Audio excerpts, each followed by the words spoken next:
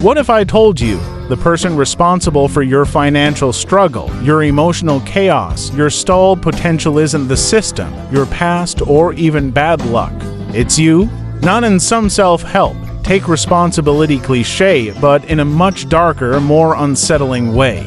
Because it's not just your choices. It's your mind, your own inner voice, secretly working against you. And worse, it thinks it's helping. You see, the human mind isn't built for success. It's built for survival. And those are not the same thing.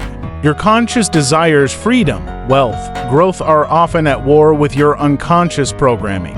And that programming is old, primitive. It was written in times of famine, war, exile, and shame. It's not wired for abundance. It's wired for familiarity, safety, repetition. So when you try to rise, when you try to evolve, change, earn, create, you trigger a kind of psychological immune response. The mind panics. It says, "This feels unsafe. This isn't who we are. This could lead to failure, humiliation, rejection." And so behind the scenes it begins to sabotage. You miss deadlines. You avoid calls. You procrastinate, overthink, binge, scroll, escape.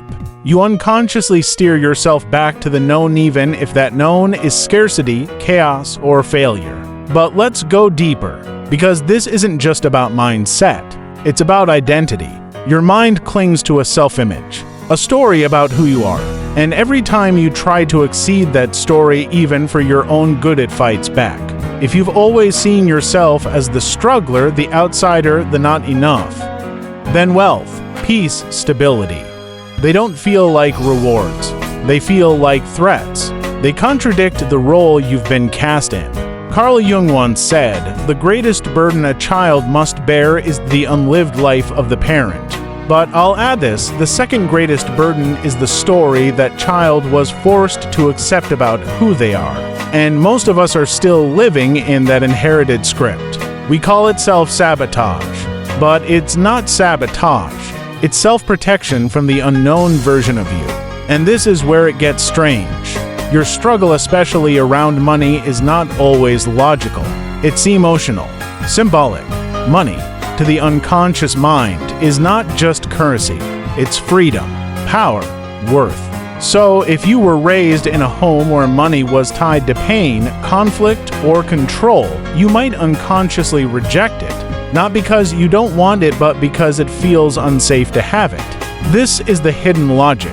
If wealth equals distance from your family, if success triggers envy or abandonment, if abundance makes you feel bad or different or fake, then no amount of strategy will work. Because deep down, your mind isn't trying to win.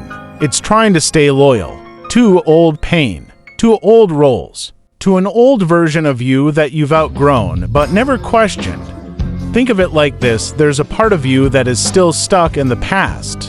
Still that child, trying to be accepted. Still that teenager, afraid to be seen. Still that adult, quietly believing they're not enough.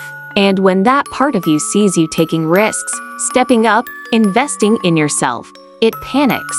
It whispers, "Who do you think you are? What if you fail? What will they say?" So you delay. You undercharge. You give up just before it works. And you call it laziness, fear, lack of motivation. But it's not. It's grief. It's guilt.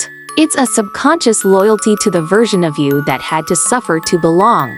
And here's the most tragic part. Most people never realize it. They fight the symptoms, bad habits, procrastination, burnout, but never question the source. They drown in self-help, but avoid true introspection. Because to face it means shedding an identity, killing the old self, choosing a new path without a script.